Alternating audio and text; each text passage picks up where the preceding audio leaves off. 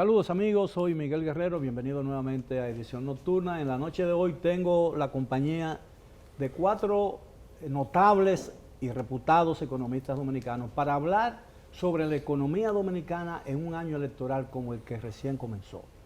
A mi izquierda, el licenciado Miguel Collado Di Franco, economista de la CRECE, la Fundación CRECE, el licenciado Rafael Antonio Espinal, coordinador de la carrera de Economía del Instituto Tecnológico de Santo Domingo, INTEC, el licenciado Alessi Martínez, decano de la Facultad de Economía de la Universidad Autónoma de Santo Domingo, y el licenciado Julio Enrique Caminero, un conocido economista y comentarista de televisión sobre temas económicos. Buenas noches, caballero, gracias por aceptar nuestra invitación. Gracias. ¿Será este año un año diferente en materia económica de lo que fue el recién pasado, de lo que fue el 2018, o lo que fueron otros años electorales en el pasado reciente de la República Dominicana, o no? Bueno, yo diría que en términos de ser un año electoral va a ser igual que los otros. El temor es de que el desguañangue de la economía, de que ha hablado Bernardo Vega en muchas ocasiones, esta vez sea peor por las características del proceso electoral. Es decir, aquí vamos a tener tres procesos electorales posiblemente. Si unas elecciones en el mes de febrero, que son las elecciones congresuales, las municipales. Entonces, habrá elecciones en mayo, que son presidenciales y congresuales, y si hay segunda vuelta, entonces en junio tendremos un tercer proceso electoral con una característica de un partido que lleva 16 años corrido en el poder, un partido que se acaba de dividir. El presidente de la República, que quiere retener el poder, puede sentirse incentivado a lo que se hace en todos los países del mundo en los años electorales, utilizar el gasto público o la política monetaria para tratar de expandir la economía y que esa dinamización de la economía se traduzca en votos favorables para el candidato oficial. Pero eso es una presunción, porque la percepción de ciertos organismos internacionales sobre el comportamiento de la economía es bastante halagüeño, ¿no? En términos de crecimiento, lo que estamos hablando es qué va a pasar con el balance de las finanzas públicas. Es decir, hasta el año 2012, en el año 2012, por ejemplo, el déficit se disparó prácticamente por 4. Aquí tengo a Rafael Espinal, nos sentábamos en una mesa, en una tertulia para esa época, y pensábamos que el déficit fiscal iba a ser de entre 55.000 y 60.000 millones de pesos, que había sido el promedio. Sin embargo, en ese año, que fue un proceso electoral muy cerrado, cuando ganó el presidente Medina, el déficit casi se aproximó a los 200.000 millones de pesos y fue de alrededor de un 8% del PIB. El temor sería que en este proceso electoral llegásemos a ese nivel del año 2012. Sí. ¿Sabe, Miguel, que a propósito de la pregunta inicial, de que si va a ser un año diferente o igual, si usted observa los diferentes ciclos políticos, económicos, te dice precisamente lo que dice Caminero. Sobre todo si recoge desde el año 96, 2000, vas a observar que es concurrente, que se incrementa sobre todo el tema del gasto público y el déficit fiscal, dos elementos fundamentales. Entonces, lo que yo sí puedo decir, y eso es una pregunta o una reflexión, ¿hasta dónde, que es lo que va a determinar el nivel de intensidad de la diferencia de este año electoral con relación a los años normales? ¿Hasta dónde nuestras instituciones han madurado? Eso es un elemento que podría estar más a prueba, porque también depende bastante del nivel de institucionalidad con que se manejen las finanzas, el nivel de responsabilidad fiscal y toda esa serie de elementos que hayamos llegado ya como país. Si se fija, el año 2016 se vio que, aunque hubo un proceso electoral, logró bajarse significativamente el gasto público en ese proceso electoral. Sin embargo, años anteriores, hablamos de años donde tuvimos procesos electorales con un gasto público incrementado en cerca de 29%. Creo que en el 2012 fue cerca de un 29%, en el 2008 también. Entonces, en el 2000 fue de cerca de un 50%. Pero estamos juzgando la economía dominicana sobre la base de lo que podría hacer el gobierno en términos negativos para el buen comportamiento de la economía.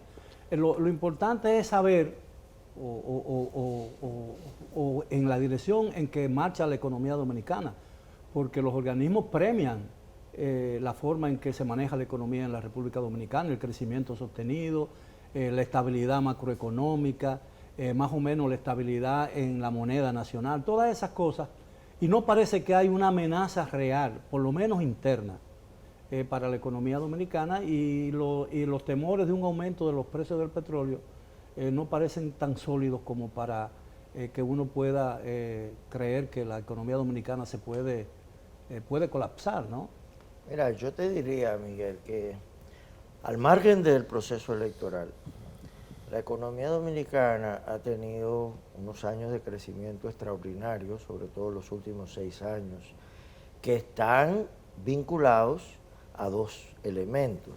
El consumo. Uno es el consumo que se genera por una fuerte expansión del endeudamiento público, que evidentemente expande el consumo y expande la inversión y expande el producto.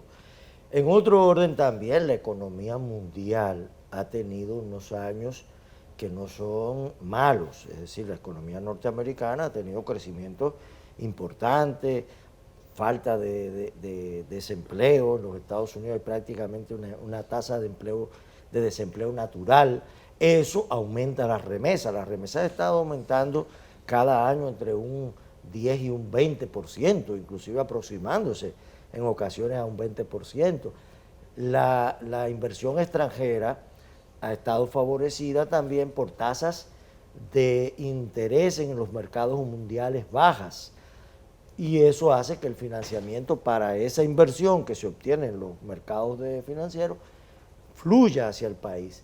Yo pienso que ese ciclo está entrando en un proceso de paralización, de ralentización, e incluso se habla de posibilidades de recesión. Estados Unidos, Europa, están en un crecimiento más bajo. América Latina va a crecer un 1.3, lo proyectado. Europa está prácticamente con un crecimiento mínimo y Estados Unidos se prevé que baje. Muchas demandas, mucha presión social en Europa, ¿no? Claro, y además la economía dominicana no puede seguir el endeudamiento eterno. Llega un momento en que tiene que someterse a reformas, a ajustes internos, y eso obviamente en un año electoral pone sobre la mesa una situación hasta cierto punto de incertidumbre. Yo diría que es un año de flexión, de cambio. Este de 2020 puede generar un cambio en la trayectoria que hemos tenido. No quiere decir que va a ser un año malo, probablemente sea un año de crecimiento, no a los niveles anteriores, pero posiblemente un crecimiento que puede estar alrededor de un 4 o 4.5%. ¿Su visión? Yo diría que no debemos estar ajenos a lo que pase o lo que podría suceder, dada la historia que ya han descrito los compañeros de los ciclos políticos, cómo se ha comportado el gasto público.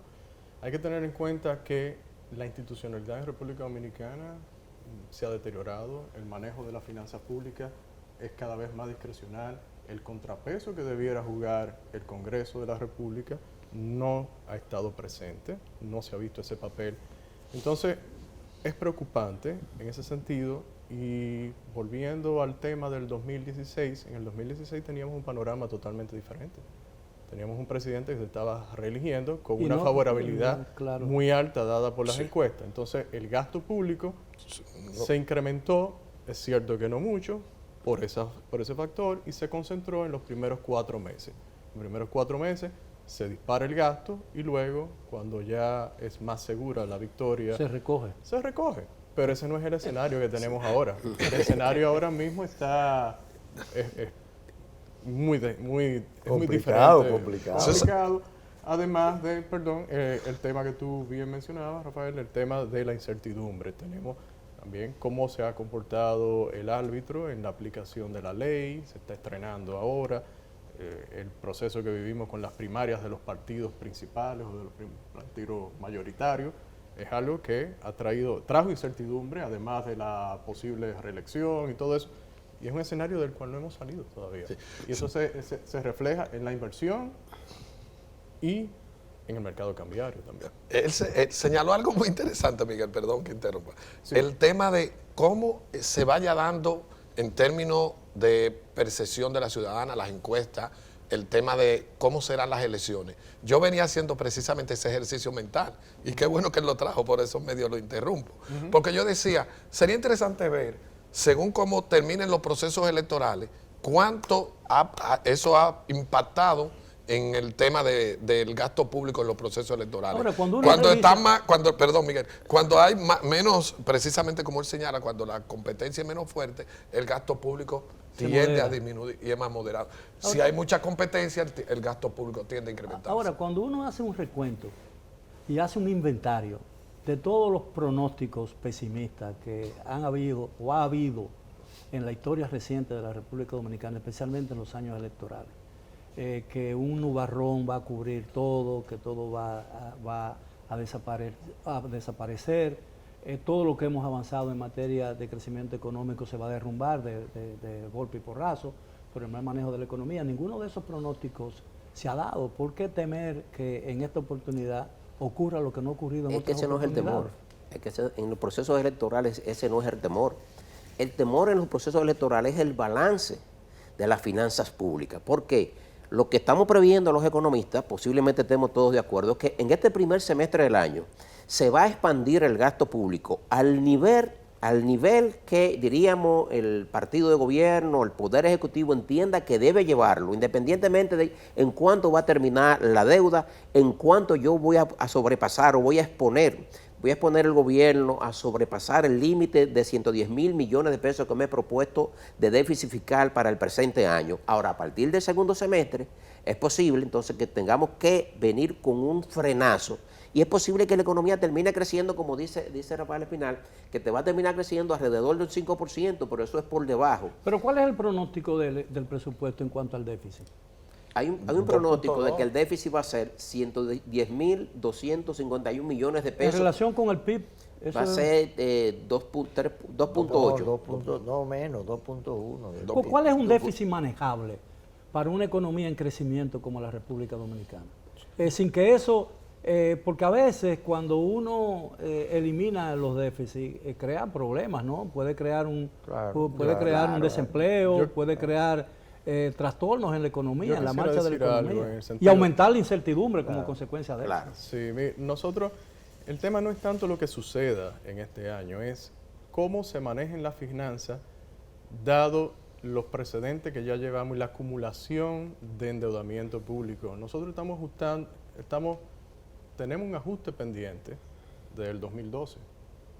Mencionaba el déficit de las elecciones del 2012 y estamos teniendo una carrera de endeudamiento desde entonces que no se ha detenido, el ritmo sigue constante y este año lo que podríamos es vivir una experiencia de un incremento en el endeudamiento. Bien, pero y el ajuste Postergar nuevamente el ajuste. vendría Ahora, después. Ese es el tema. El país se endeuda, pero el país está al día en sus compromisos internacionales relacionados con la deuda.